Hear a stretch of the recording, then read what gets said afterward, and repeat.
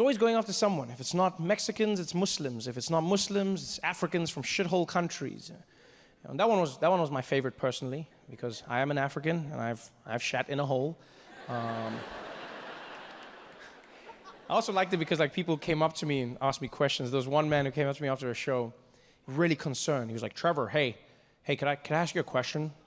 I said, "Yeah, go ahead, my friend." He said, "Hey, Trevor, I just wanted to know when Donald Trump says all these horribly racist things, do you sometimes just want to, pack it up, leave America, go back to South Africa and escape all this racism?"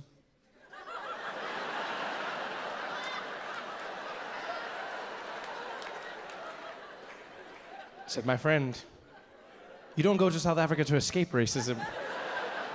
That's where you go to stock up." Are you kidding me? That's the one thing that reminds me of home. Racism out here. Because we've got tons of racism in South Africa. And don't get me wrong, it's gotten a lot better. When I was growing up, we had apartheid. And, apartheid was basically the best racism in the world.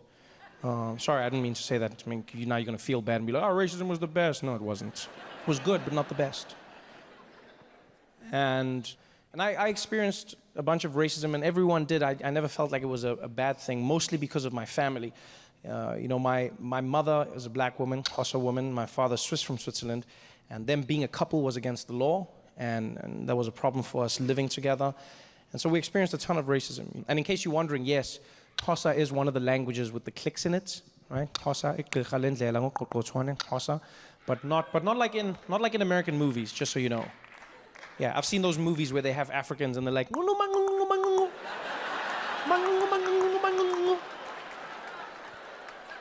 that's not a language.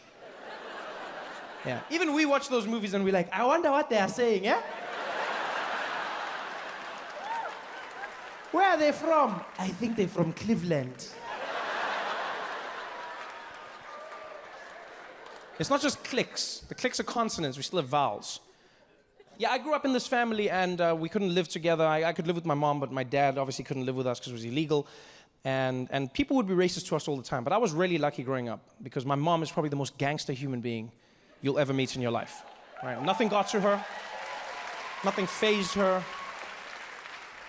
And I remember one day in particular, we were walking through the streets together, and some guy across the road shouted something really mean at us. And I was about 4 or 5 years old. And I turned and I looked at my mom and I said, "Mommy, what do we do if people do the racism to us?" And my mom said, "Oh, baby, you know what we do if somebody's racist? We take that racism of theirs and we shake it up with the love of Jesus. And then we send it back." And I was like, "What?" And I was like, "This lady's crazy."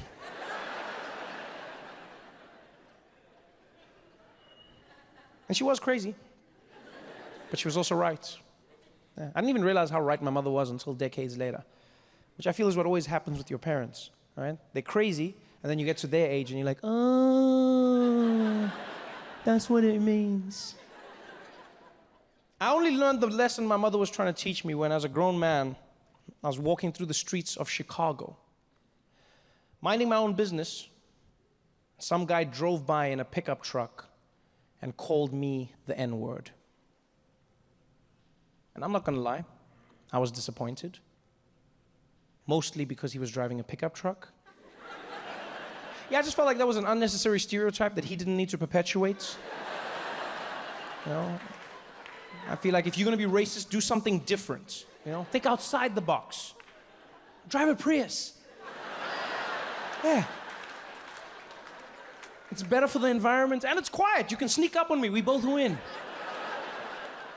But no, the guy was he was driving a pickup truck, called me the N-word, and to give you the full story, I was jaywalking, right? I was jaywalking, yeah. And I don't tell you this to justify what he did. I just want you to know that I'm no angel, okay? Yeah. I was crossing the road, and then the lights turned red for me, but I decided to walk anyways because I don't see color.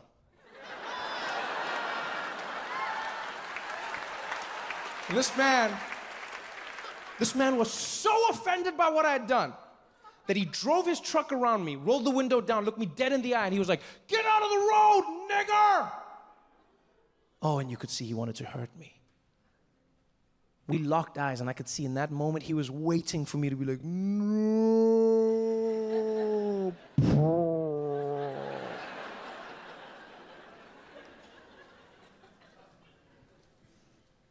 But what that man didn't know was where I was from. More importantly, who he didn't know was my mother. Because he thought it was just going to be a regular racist day. He thought he was going to drive by, throw the N-word out the window, carry on with his life. He didn't realize that that was the son of Patricia stepping into the road. And it happened in a moment, but it lasted a lifetime. Because I didn't even think. He shouted that word, and out of nowhere, my body was like...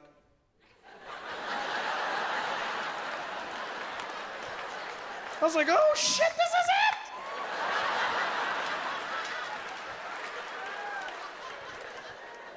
And let me tell you something, LA, it was so beautiful because I didn't plan it, I didn't think about it. All I know is I stepped into the road, he drove his truck around me, rolled the window down, looked me dead in the eye, and he was like, get out of the road, nigger! And I turned and I was like, you my nigga!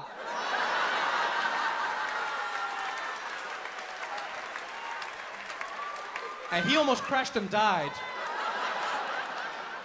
Yeah, I've never seen a human being question themselves so many times in a split second in my life, right? Because I was smiling, and I could see in his face, he was like, wait, do I know you? Do I look like someone you know? And I don't know why he did this, but I'll never forget it. He looked at his hands.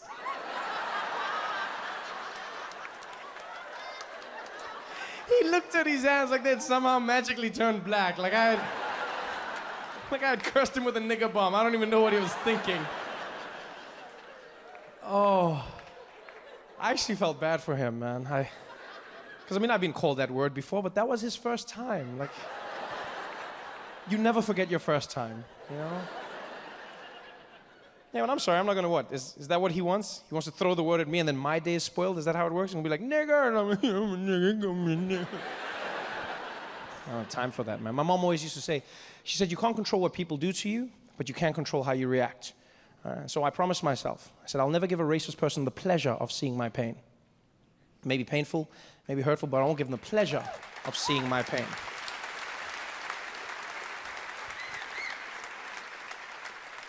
Someone says something racist, I take that racism, shake it up with the love of Jesus, send it right back. And don't get me wrong, it's not always easy. Not everyone can do the same thing. Not everyone should. I also understand that for me, it is a little bit different. You know, I have a privilege in that I come from a country where the word nigger was never used to oppress anybody. You know, we had another word, because we had the best racism, come on now, but not that word. The word we had was the word kafir or kafir. So we had another word, same thing. It's crazy to me as well sometimes. You know, same racism, different word. And here it means nothing, right? Kafir, kafir, nothing. Yeah, some people are like, is that like a probiotic? Is that what that is? Yeah, probiotic of my pain. Because we don't have that in our supermarkets for obvious reasons. No one warned me in America. I walked down the dairy aisle. I was like, oh, yogurt, ice cream. Ah! This lactose is intolerant.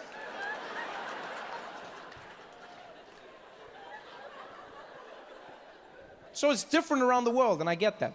You know, it's a privilege I have in dealing with the N word. You know, in South Africa, no one was called a nigger. All over Africa, no one was oppressed using that word. So that word has no power. Anywhere you go, nigger, nigger, nigger, nigger, nigger, nothing. You know? Whereas right now, I can feel the tension in this room. I can feel it. Yeah, some people are like, God damn it, what is it, like 7 times? I get it, Trevor. That's my quota for the year, come on. I get it. It actually got me thinking that maybe we could use that discrepancy to help each other out. We'll create a program where you guys send all of your racist people to Africa just once a year. Because Africans will roast the shit out of them. The best part about Africa is you don't even have to wait. You know, you just get off the plane, there's black people everywhere. Just jump straight in, just be like, nigger, nigger, nigger. Yeah, and because Africa is run and owned by black people, they're not afraid of white people there. They'll just be like, ah, Jimbo, he's back, the nigger man. How are you, nigger? God damn it, I keep telling you, you're the nigger, but you're the one who always says it. Ah, nigger man! Yeah, you nigger! Put on some sunscreen before you die, nigga. Let's go party.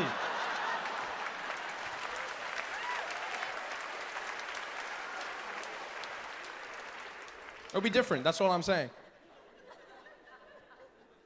It's always weird for me, I won't lie, because although no one used that word in a derogatory way, the word nigger in South Africa does exist, technically, right? But in my mom's language, Xhosa, the word nigger means to give. That's what nigger means in Xhosa. That's how you use it. Mna, nzoniga wena. Wena, uzoniga yena. Tina, sizoniga bona. Nigger. Yeah. So not only does that word not hurt me, when racist people use it on me, all they end up doing is bringing back fond memories of my childhood. Yeah. I get flashbacks to when I was a little kid.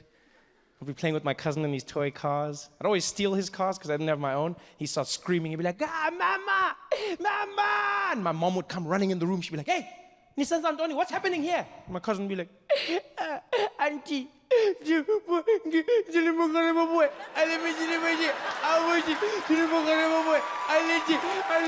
be like, hey. Talk properly, I can't hear you. What happened? Be like, Trevor stole my toys. And my mom would be like, Trevor, did you steal your cousin's toys? I said, no, Mom, I didn't steal, Mom. I promise, I didn't steal. Trevor? When I don't lie to me, did you steal those toys? I said, no, Mom, I didn't steal anything. What happened was his cars were parked illegally, Mom. And so I had to tow them because we can't live in a society without laws. I mean, even me, I'm just a humble civil servant at the end of the day, Mom. Without laws, what we descend into chaos, Mom, if you think about it. That's all that's holding us up. As a civilization, it's the only thing that keeps us be like, hey, don't come here with that smart mouth of yours. Give those toys back. I say, Mom, please, I just want to play with it. Hey, give those toys back. Give those toys. And I'm like, Mom, she'd be like, hey, nigga. Nigga, when I Trevor. Nigga, Trevor. And my cousin would be there like, nigga, please.